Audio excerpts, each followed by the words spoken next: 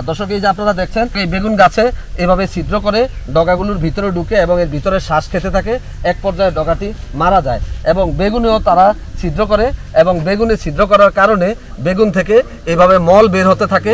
দর্শক আপনারা এই যে দেখছেন বেগুনে এই যে মল দেখা যায়, এরকম ভাবে এই পোকাগুলো ঢুকে এবং বেগুনের ভিতরে তারা এই শ্বাস খেতে থাকে এবং এর ভিতরে ফাললেই আপনারা এই যে দেখছেন এই যে কীরা, এই কীরাগুলো এইভাবে দেখতে পাওয়া যায়। এটাই হচ্ছে বেগুনের ডগা ও ফল ছিদ্রকারী পোকা। আপনি যদি এই পোকাকে অবহেলা করেন তাহলে এই বেগুন গাছ টিকানোই আপনার জন্য কঠিন হয়ে পড়বে। এর মধ্যে যদি আপনারা ভুল কীটনাশক দেন তাহলে পোকামাকড় এই কীটনাশকের উপর রেজিস্ট্যান্স গ্রো করে, ফলে আপনি একাধিক কীটনাশক একসাথে দিয়েও আর কাজ হয় না। বেগুনের ডগা ও ফল ছিদ্রকারী পোকা লক্ষণ এবং সর্বাধুনিক দমন কৌশল আজকের ভিডিওতে তুলে ধরব। আসসালামু আলাইকুম, আমি মনিরুজ্জামান, উপসহকারী কৃষি অফিসার, বরুড়া, কুমিল্লা। দর্শক আপনারা এই যে দেখছেন আমার পিছনে বেগুন, আপনারা জানেন এই বেগুন একটি সুস্বাদু এবং উচ্চ পুষ্টিগুণ সমৃদ্ধ সবজি এবং এই বেগুন চাষাবাদে ভালো ফলনও হয়ে থাকে এবং আপনি যদি সময় বুঝে বেগুন চাষাবাদ করেন তাহলে কিন্তু আপনি বেগুন চাষ করে লাভবান হবেন। কিন্তু অনেকগুলো ভুলের কারণে বেগুন চাষাবাদ করে অনেকেই সফল হয় না। বিশেষ করে জাত নির্বাচনের সমস্যা, সঠিকভাবে চাষাবাদ পদ্ধতি না জানা এবং রোগ পোকা মাকড়ের আক্রমণের লক্ষণ না চিনে সঠিক দমন ব্যবস্থাপনা না নেওয়া, অসময়ে বেগুন চাষাবাদ করে এবং সঠিক জাত চাষাবাদ না করার কারণেই অনেকে বেগুন চাষাবাদ করে ক্ষতিগ্রস্ত হয়। দর্শক আজকে থেকে আপনাদের সামনে তুলে ধরব বেগুন চাষাবাদ বিষয়ক 18 পর্বের ধারাবাহিকের মাধ্যমে এই বেগুন চাষাবাদের সর্বশেষ পরীক্ষিত কৌশল। প্রথম পর্বে থাকবে বেগুন চাষের উপযুক্ত মাটি, জলবায়ু এবং বৈশিষ্ট্যভিত্তিক বেগুনের সেরা জাত পরিচিতি। দর্শক দ্বিতীয় পর্বে থাকবে বেগুনের বীজ হার, বেগুনের বীজ শোধন, বীজতলা তৈরি, চারা উৎপাদন এবং চারার পরিচর্যা বিষয়ক তথ্য। তৃতীয় পর্বে থাকবে বেগুনের বীজ বপন, চারার বয়স, চারার সংখ্যা নির্ধারণ এবং জমি তৈরির কৌশল। চতুর্থ পর্বে থাকবে বেগুনের সুষম সার ব্যবহার, সুষম সার প্রয়োগ পদ্ধতি এবং চারা রোপণ কৌশল। পঞ্চম পর্বে থাকবে বেগুন গাছে খুঁটি দেওয়া, পার্শ্বকুশি বা অতিরিক্ত কুশি ছাঁটাই এবং আগাছা ও সেচ ব্যবস্থাপনা। দর্শক ষষ্ঠ পর্বে থাকবে বেগুনের হোয়াইট ফ্লাই বা সাদামাছি পোকা ব্যবস্থাপনা। সপ্তম পর্বে থাকবে বেগুনের থিপস পোকা ব্যবস্থাপনা। অষ্টম পর্বে থাকবে বেগুনের জাপ পোকা ব্যবস্থাপনা। নবম পর্বে থাকবে বেগুনের পাতার হপার পোকা ও শ্যামা পোকা ব্যবস্থাপনা। দশম পর্বে থাকবে বেগুনের ইপিলাকনা বিটল বা কাঁঠালে পোকা ব্যবস্থাপনা। 11তম পর্বে থাকবে বেগুনের রেড মাইট বা লাল মাকড় ব্যবস্থাপনা। 12তম পর্বে থাকবে বেগুনের ড্যাম্পিং অফ রোগ ব্যবস্থাপনা। 13তম পর্বে থাকবে বেগুনের কাণ্ড পচা ও ফল পচা রোগ ব্যবস্থাপনা। 14তম পর্বে থাকবে বেগুনের তুলসী পাতা বা খুদে পাতা বা গুচ্ছ পাতা রোগ ব্যবস্থাপনা। 15তম পর্বে থাকবে বেগুনের পাতার দাগ রোগ ব্যবস্থাপনা। 16তম পর্বে থাকবে বেগুনের হোয়াইট মোল্ড বা সাদা পচন রোগ ব্যবস্থাপনা। 17তম পর্বে থাকবে বেগুনের রোগ প্রতিরোধে সমন্বিত উপায় এবং 18তম এবং শেষ পর্বে থাকবে বেগুনের সবচেয়ে ক্ষতিকর পোকা বিএসএফবি বা ব্রিঞ্জাল শুট অ্যান্ড ফ্রুট বোরার বা বেগুনের ডগা ও ফল ছিদ্রকারী পোকা ব্যবস্থাপনা। দর্শক আপনি যদি বেগুন চাষাবাদ করতে চান তাহলে এই 18টি পর্ব আপনার জন্য অত্যন্ত গুরুত্বপূর্ণ। তাই এই 18টি পর্ব ধারাবাহিকভাবে দেখে আপনারা বেগুন চাষাবাদ করলে ইনশাল্লাহ লাভবান হবেন। আজকেই থাকছে 18তম পর্ব এবং এই পর্বে থাকছে বেগুনের সবচেয়ে ক্ষতিকর পোকা বেগুনের ডগা ও ফল ছিদ্রকারী পোকা কিভাবে আপনারা দমন করবেন, সর্বশেষ পরীক্ষিত কৌশল। ভিডিওটি অত্যন্ত গুরুত্বপূর্ণ, তাই ভিডিওটি না টেনে পুরো ভিডিওটি দেখার বিনীত অনুরোধ রইল। দর্শক আপনারা বাড়িতে কিন্তু স্মার্ট টিভি অথবা বড় স্ক্রিনে এখন ইউটিউব চ্যানেল দেখেন। আপনাদের জন্য কৃষিতে বিশ্ব ইউটিউব চ্যানেলে নতুন সংযোজন করা হয়েছে 4K আলট্রা এইচডি অর্থাৎ 4K আলট্রা হাই ডেফিনেশনের ভিডিও। দর্শক পুরো ভিডিও জুড়েই আপনারা জীবন্ত সবকিছু দেখতে পাবেন। দর্শক কৃষিতে বিশ্ব ইউটিউব চ্যানেলে পরামর্শমূলক 5 শতাধিক ভিডিও রয়েছে, সর্বশেষ পরীক্ষিত কৌশল এবং 4th জেনারেশনের কীটনাশক, রোগনাশক এবং হরমোন বা ভিটামিনের তথ্য আপনারা জানতে পারবেন 30টিরও অধিক জৈব বালাইনাশক তৈরির কৌশল। দর্শক এই কৃষিতেই বিশ্ব ইউটিউব চ্যানেলের সবগুলো ভিডিও নিজেরা দেখবেন এবং ফেসবুকে শেয়ার করে সারা দেশের মানুষের পাশে দাঁড়াবেন। নিশ্চয়ই প্রত্যেকটি উপকারী পরামর্শ শেয়ার করা সদকাতুল জারিয়া। চলুন দর্শক আমরা এখন জেনে নেই এই বেগুনের ডগা ও ফল ছিদ্রকারী পোকার পরিচিতি। স্ত্রী মতের রং সাদা, পাখায় বাদামি রঙের দাগ আছে। স্ত্রী মত কচি ডগা, ফুল, কুড়ি এবং ফলের ভিত্তিতে একটা একটা করে ডিম পারে। ডিম ফোটার পর কীরাগুলি ফুল, কুড়ি, কচি ডগা, বৃতি ছিদ্র করে ভিতরে ঢুকে এবং পূর্ণবয়স্ক কীরা দেখতে লালচে গোলাপি রঙের, লম্বায় প্রায় 18 মিলিমিটার। এই কীরা আক্রান্ত ফল থেকে কীরা বের হয়ে মরা ও শুকনো পাতায় থাকে এবং এরা এই গাছের নিচে মাটিতেই পুত্তলি অবস্থায় থাকে। চলুন দর্শক, আমরা এখন জেনে নেই এই বেগুনের ডগা ও ফল ছিদ্রকারী পোকার ক্ষতির লক্ষণ। কীরা, কুড়ি, পাতার বোটা, কচি ডগা ইত্যাদি ছিদ্র করে খেতে খেতে ভিতরে ঢুকে ক্রমাগত খাওয়ার ফলে সুরঙ্গ সৃষ্টি হয়, ফলে কচি ডগা ঢলে পড়ে এবং অবশেষে এই কচি ডগা মারা যায়। একইভাবে ফল ছিদ্র করে ভিতরে ঢুকে ও শ্বাস খায়। আক্রান্ত ফলের গায়ে কীরার মল সহ ছিদ্র দেখা যায়, কীরাও দেখা যেতে পারে। বেশি আক্রান্ত হলে ফল খাওয়ার অযোগ্য হয়ে পড়ে এবং বাজারে এরকম আক্রান্ত বেগুন কিনতেই চায় না। চলুন দর্শক, আমরা এখন জেনে নেই এই বেগুনের ডগা ও ফল ছিদ্রকারী পোকার সমন্বিত ব্যবস্থাপনা।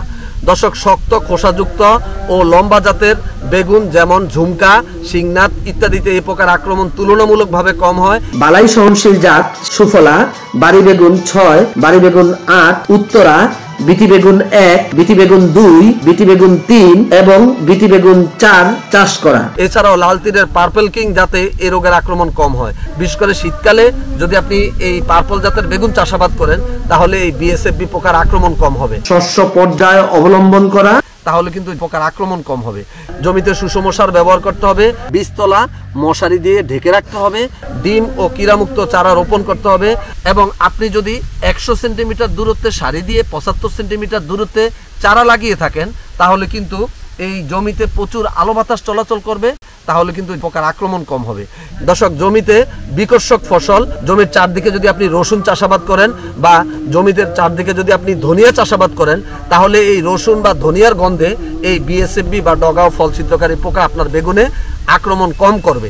বেগুনের চারা রোপণের পরপরই প্রতি 3 শতক জমিতে একটি হলুদ আঠালো ফাঁদ, একটি নীল আঠালো ফাঁদ এবং একটি সাদা আঠালো ফাঁদ প্রতি 3 শতকে একটি করে 3টি আপনারা লাগিয়ে দিবেন। এছাড়াও আপনারা জমি রোপণের সাথে সাথে জমিতে যদি আপনারা সেক্স ফেরোমন ট্র্যাপ ব্যবহার করেন তাহলেও কিন্তু আপনার এই বিএসএফবি বা ডগা ও ফল ছিদ্রকারী পোকা আপনারা প্রতিরোধ করতে পারবেন। জমিতে ফুল আসার আগে ইস্পাহানির বিএসএফবি ফরো, রিসোল আইপিএম এর লিউম্যাক্স, অ্যাগ্রোটেকের বিএসএফবি লিউর, টিবিএস এর বেগুন এলো অথবা ফানেল ফেরোমন ফাঁদ প্রতি 2.5 শতকে একটি করে যদি আপনারা সেক্স ফেরোমন ট্র্যাপ ব্যবহার করেন এবং উত্তরে দক্ষিণে যদি এই ডিব্বাগুলো স্থাপন করেন ফসল স্তরে এবং 2 থেকে 3 দিন পর পর যদি সাবান মিশ্রিত পানি পরিবর্তন করে দেন তাহলে এই সেক্স ফেরোমন ফাঁদ দিয়েও আপনারা এই বিএসএফবি বা ডগা ও ফল ছিদ্রকারী পোকা আপনারা দমন করতে পারেন। পরিষ্কার পরিচ্ছন্ন চাষাবাদ, এই যে আপনারা দেখছেন কোনো আগাছা নেই, এরকম পরিষ্কার পরিচ্ছন্ন চাষাবাদ করতে হবে। চলুন দর্শক, আমরা এখন জেনে নেই এই পোকা হয়ে গেলে আপনি কি করবেন। দর্শক, আক্রান্ত ডিমের গাদা পাতা সহ সংগ্রহ করে দূরে নিয়ে পুড়িয়ে ফেলতে হবে বা পানিতে ফেলে দিবেন অথবা মাটি চাপা দিয়ে ফেলবেন। দর্শক, এই বেগুনের ডগা ও ফল ছিদ্রকারী পোকার প্রাকৃতিক শত্রু রয়েছে, বিশেষ করে পরভুজি, অর্থাৎ যেই বন্ধু পোকাগুলো এই বেগুনের ডগা ও ফল ছিদ্রকারী পোকাকে খায়, যেমন মথের পরভুজি মাকড়সা ও কালো পিঁপড়া, ডিমের পরভুজি লেডি বার্ড বিটল, কীরার পরভুজি কালো পিঁপড়া শিরফিট ফ্লাই, পুত্তলির পরভুজি শিরফিট ফ্লাই এবং পরজীবী যারা রয়েছে যেমন টাথেলা বলতা এই বেগুনের ডগা ও ফল ছিদ্রকারীর পোকার কীরা এবং পুত্তলিকে ধ্বংস করে। ডিমের পরজীবী ট্রাইকোগ্রামা, কীরার পরজীবী ব্রাকন, পুত্তলির পরজীবী ফ্লাই ও বলতা। তাই আপনার বেগুন জমিতে টাথেলা বলতা অবমুক্ত করেও আপনারা বিএসএফবি বা ডগা ও ফল ছিদ্রকারী পোকা দমন করতে পারেন। এবং সর্বশেষ ব্যবস্থাপনা হিসাবে অ্যামামেকটিন বেনজয়েট ও বেটাসাইপারমেথ্রিন গ্রুপের কীটনাশক প্রতি লিটার পানিতে 0.5 গ্রাম, এর সাথে ক্লোরান টানিলিপোল ও থায়ামেথক্সাম কম্বিনেশন গ্রুপের 0.5 মিলি একত্রে মিশিয়ে আপনারা বিকেলবেলা স্প্রে করবেন। 7 দিন পর ফিফ্রোনিল ও ল্যামডা সাইহ্যালোথ্রিন গ্রুপের কীটনাশক প্রতি লিটার পানিতে 1 মিলি, এর সাথে অ্যামামেকটিন বেনজয়েট ও অ্যাবামেকটিন গ্রুপের কীটনাশক 0.5 গ্রাম একত্রে মিশিয়ে বিকেলবেলা স্প্রে করবেন। তার 7 দিন পর এসিটামিপ্রিড ও অ্যামামেকটিন বেনজয়েট গ্রুপের কীটনাশক প্রতি লিটার পানিতে 1 গ্রামের সাথে ডাইমেথয়েড গ্রুপের কীটনাশক 2 মিলি একত্রে মিশিয়ে বিকেলবেলা স্প্রে করবেন। এর 7 দিন পর কার্টাপ গ্রুপের কীটনাশক প্রতি লিটার পানিতে 2.5 গ্রামের সাথে কার্বোসালফান গ্রুপের কীটনাশক 2 মিলি একত্রে মিশিয়ে আপনারা বিকেলবেলা স্প্রে করবেন। তার 7 দিন পর ডাইহেলোপাইরাজল ও থায়ামেথক্সাম গ্রুপের কীটনাশক প্রতি লিটার পানিতে 0.3 গ্রামের সাথে ক্লোরান টানিলিপোল গ্রুপের কীটনাশক 1 মিলি একত্রে মিশিয়ে বিকেলবেলা স্প্রে করবেন। তার 7 দিন পর অ্যামামেকটিন বেনজয়েট ও লুফেনিউরন কম্বিনেশন গ্রুপের কীটনাশক প্রতি লিটার পানিতে 0.4 গ্রামের সাথে সায়ানট্রানিলিপ্রোল ও লুফেনিউরন কম্বিনেশন গ্রুপের 0.01 মিলি প্রতি লিটার পানিতে একত্রে মিশিয়ে আপনারা বিকেলে স্প্রে করবেন। তার 7 দিন পর ফিপ্রোনিল 6% ও থায়ামেথক্সাম 12% গ্রুপের কীটনাশক প্রতি লিটার পানিতে 0.5 মিলি এর সাথে এসিটামিপ্রিড ও ডিনোটিফিরন কম্বিনেশন গ্রুপের কীটনাশক 0.5 গ্রাম একত্রে মিশিয়ে বিকেলবেলা স্প্রে করবেন। তার 7 দিন পর মনোসুলটাপ ও ব্যাসিলাস থুরিনজেন্সিস গ্রুপের কীটনাশক 1 গ্রামের সাথে কার্বোসালফান গ্রুপের কীটনাশক 2 মিলি প্রতি লিটার পানিতে একত্রে মিশিয়ে বিকেলবেলা পুরো গাছ ভিজিয়ে স্প্রে করবেন। এভাবে 7 দিন পর পর আপনারা এই কীটনাশকগুলো স্প্রে করলেই দমন হয়ে যাবে আপনার এই বেগুনের ডগা ও ফল ছিদ্রকারী পোকা। তবে দর্শক, এই কীটনাশকগুলো 7 দিন পর পর প্রয়োগ করার ক্ষেত্রে একটি বিষয় খেয়াল করবেন, যেদিন আপনি কীটনাশক স্প্রে করবেন এর আগেই বেগুন আপনি গাছ থেকে তুলে নেবেন।